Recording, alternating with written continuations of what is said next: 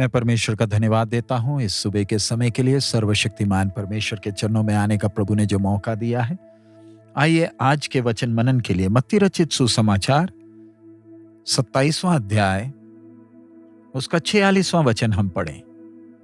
तीसरे पहर के निकट यीशु ने बड़े शब्द से पुकार कर कहा, एली एली लमा शबक्तानी, अर्थात हे मेरे परमेश्वर, तूने मुझे क्यों छोड़ दिया है।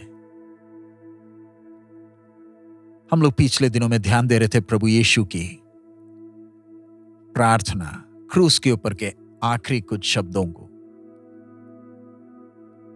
आज हम उस पुकार को ध्यान दे रहे हैं। हम सब जानते हैं कि प्रभु यीशु जब क्रूस पर चढ़ाए गए, पूरे देश में अंधकार छा गया 9वें घड़ी तक, और उस अंधकार के मध्य में से एक पुकार आ रही है, और वो पुकार है एली एली लमा शबक्तानी। यशायाह की भविष्यवाणी उसके 63 के 3 में हम पढ़ते हैं, मैंने तो अकेले ही होद में दाख रोंदी है। यानी प्रभु यीशु वो जो वेदना को सहा, जो अकेलेपन को सह रहा है, उस वेदनाओं के गहराई को हम इधर देख सकते हैं। हमारी जगह जो कष्ट मेरा प्रभु सह रहा है, क्या हम उस मन की तड़प की गहराई या उसके वजन को हम नाप सकते हैं? क्या हम सोच भी सकते हैं वो जो वेदना प्रभु जिसमें से गया, ताकि मुझे उस व्यवस्था के शाप से आजाद करे, मेरा छुटकारा हो सके परमेश्वर के सजा से? क्या हम इस बड़े प्रेम का बदला कभी चुका सकेंगे? परमेश्वर के प्रेम की ऊंचाई, परमेश्वर की उस वेदना की गहराई को क्या हम समझ पाएंगे? पिता ने सचमुच में छोड़ दिया है। हमारे शरीर में कितना भी दर्द हो हम सह सकते हैं, लेकिन मानसिक तौर पर जब दर्द है वो सहने से बाहर है। और अगर वो मानसिक दर्द अगर आत्मिक विषय में है तो आप हिसाब लगा सकते कितना असहनीय है। जब एक व्यक्ति अपने जीवन में कष्ट में से जाता है, सांसारिक बातों के कष्ट में से जाता है, तब उसके अंदर एक तसल्ली होती है कि कम से कम मैं परमेश्वर के पास तो जा सकता हूं, प्रार्थना कर सकता हूं।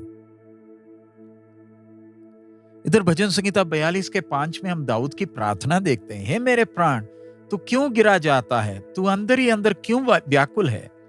परमेश्वर पर आशा लगाए रहे, क्योंकि मैं उसके दर्शन से उद्धार पाकर फिर उसका धन्यवाद करूंगा।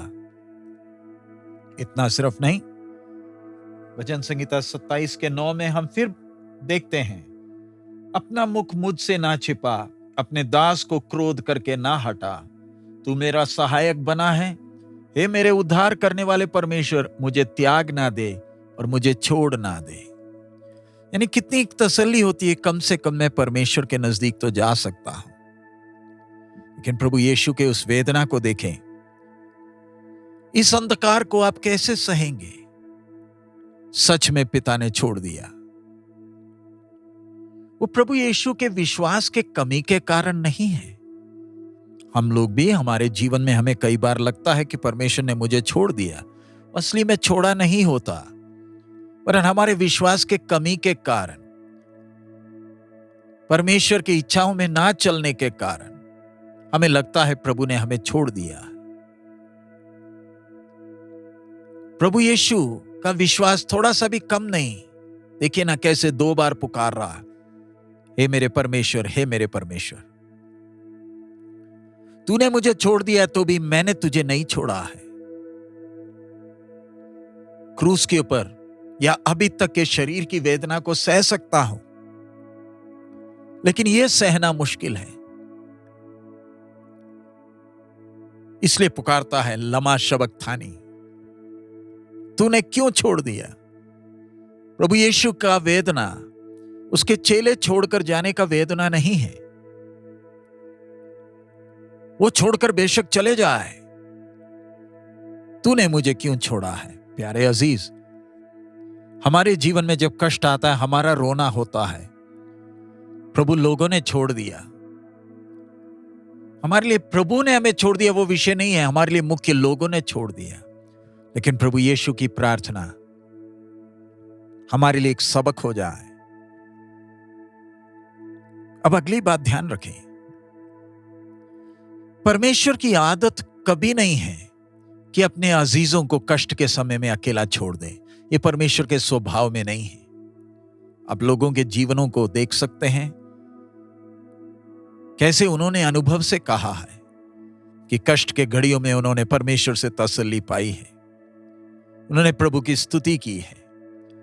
दाऊद खुद ही कहता है, चाहे मैं मौत के अंधकार के वादी से होकर जाऊं तो भी ना डरूंगा, क्योंकि तू मेरे साथ है। शद्रक मेशक अबेदनगो को जरा देखें, आग की भट्टी के अंदर परमेश्वर उनके साथ।